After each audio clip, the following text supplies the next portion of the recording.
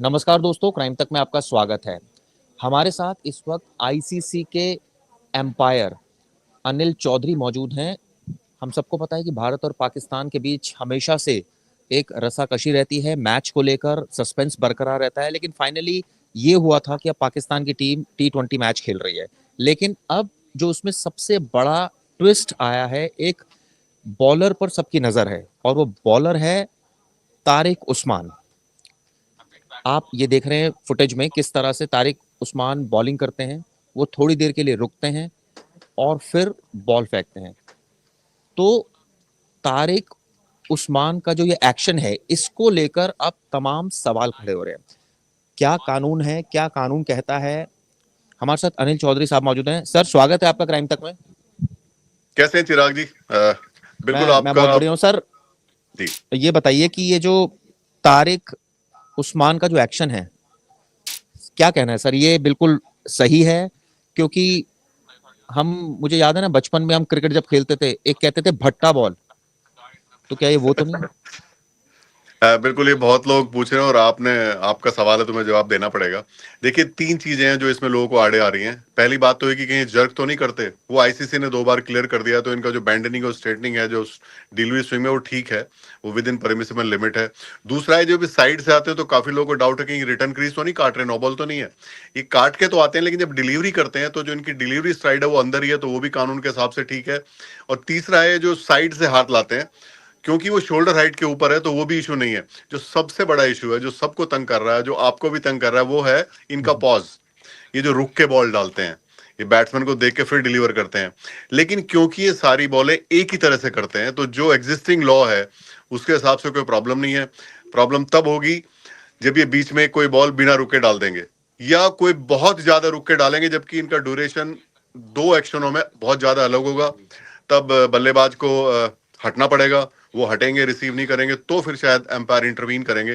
क्योंकि सब बल्लेबाज भी सीधा सीधा खेल रहे हैं, बल्लेबाज की रिएक्शन नहीं आ रही, बल्लेबाज पवेलियन में जाके बल्ला फेंक रहे हो, जैसे ऑस्ट्रेलिया वाले टूर्नामेंट में आपने देखा था।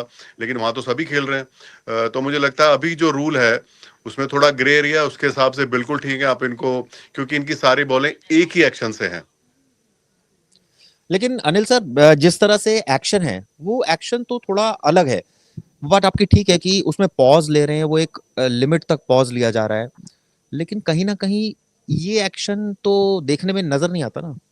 ये बिल्कुल अनकन्वेंशनल है। हो क्या रहा है मॉडर्न क्रिकेट में, बैट्समैन भी इतनी सारी चीजें कर रहे हैं, रिवर्स स्वीप, तो अब बॉलर बचने का तरीका ढूंढ रहे हैं कि मैं क्या नया करूं।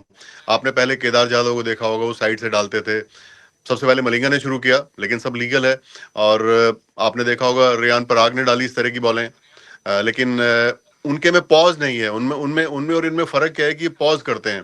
जैसे पीछे डोमेस्टिक में बॉलर हमने देखा 360, शिवम शर्मा करके हैं, उन्होंने घूम के डाला, वो भी डिसेप्शन था। एक वीडियो आजकल बहुत आ रहा है रसल वाला, आपको ध्यान हो, रसल आ रहे हैं, फास्ट बॉलिंग करते हैं, बीच में रुक रहे हैं, फिर डाल रहे हैं, वो है डिसेप्शन।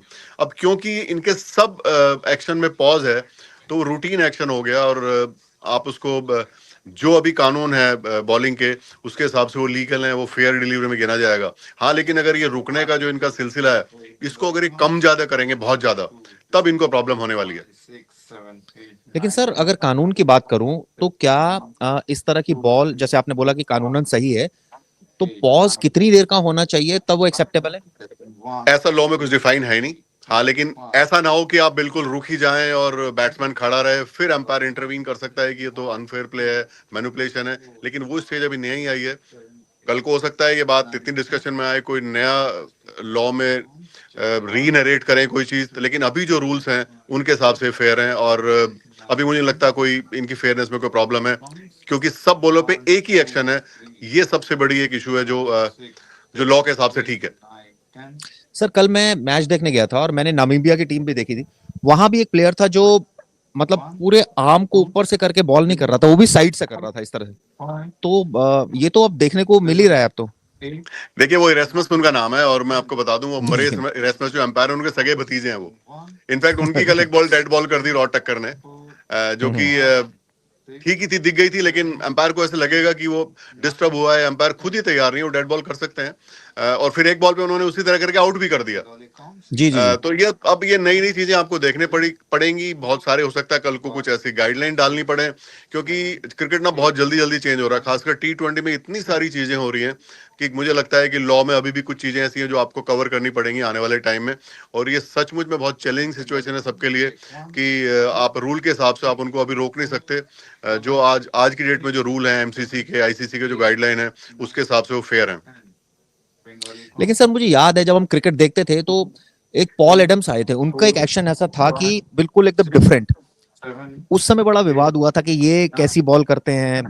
तो अब ये जो स्टाइल आप बता रहे हैं, मुझे इनसे बल्कि पाकिस्तान के प्लेयर का याद भी आ रहा है, सकलेन मुश्ताक, वो भी थोड़ा सा रुकते थे, हालांकि उनका पॉज इतना ज्यादा नहीं था। बिल्कुल था उनका, और बीच में आपको ध्यान हो अश्विन भी थोड़ा बदल के डालते थे कुछ बॉलें, लेकिन वो सब विद इन द लिमिट है। और सबसे बड़ी बात इनमें क्या है कि बैट्समैन को प्रॉब्लम है कि नहीं। बैट्समैन जब हटेंगे और हटना शुरू कर देंगे, इस बॉल पे पुल आउट करेंगे, तब ये बहुत कंट्रोवर्शियल हो जाने वाला है। तब रियल चैलेंजिंग पोजीशन होगी अंपायर के लिए।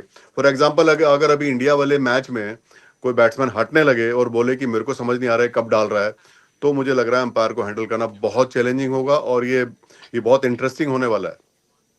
नहीं, लेकिन सर जैसे आपने कहा कि बैट्समैन हटना शुरू हो जाए, तो वो तो अगर एक नॉर्मल देखेंगे एक्शन से डिफरेंट बॉल कर रहा है, तो वो अगर कोई एक स्ट्रैटेजी के तहत भी हट सकते हैं सारे।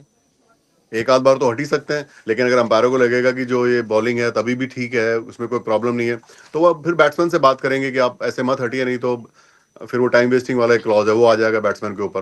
तो ये बहुत बहुत इंटरेस्टिंग रहने वाला है। लेकिन प्रॉब्लम रियल तभी शुरू होगी जब बैट्समैन हटना शुरू करेंगे। और मुझे कोई अचंबा नहीं है अगर कोई इंडियन बैट्समैन उनकी बॉल को रिसीव करते हुए हट जाए जरूर, कि I am not getting normal feeling to receive this bowler, और this bowler is taking too much time, और this is kind of deception for me. हो सकता है ये हो, और हो सकता है वो रिदम तोड़ने के लिए ऐसा कोई बल्लेबाज करे, और करे भी तो कोई बुराई नहीं है, क्योंकि अगर बॉलर कुछ टेक्निक इस्तेमाल कर सकता है तो बल्लेबाज भी कर सकता है। और कई बारी बल्लेबाज को जेन्युइनली प्रॉब्लम हो सकती है उनको रिसीव करने में, क्योंकि एक्शन तो अलग है, इसमें तो कोई डाउट नहीं है। सर लास्ट क्वेश्चन आपसे जानना चाहूंगा, इंडिया और पाकिस्तान का T20, क्या कुछ ऐसा लग रहा है कि कुछ सिचुएशन बनेगी, लेकिन पाकिस्तान तो यहाँ आकर खेलने को तैयार भी नहीं है। देखिए, मैच अच्छा होगा, और इसमें बस ये देखना होगा कि स्पिन डोमिनेटिंग टीम है पाकिस्तान की। अभी वो फास्ट बॉलिंग वाला उनका चला गया टाइम।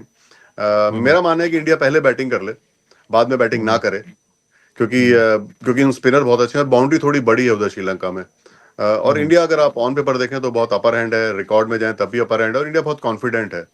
हम्म। मुझे नहीं लगता कोई इंडिया को प्रॉब्लम होने वाली है। अगर कोई T20 है, मैं ये नहीं कह रहा क्रिकेट में कुछ अलग नहीं हो सकता, बट सब कुछ देखो तो I think everything will fall in line और इंडिया जीत जाएगा मैच।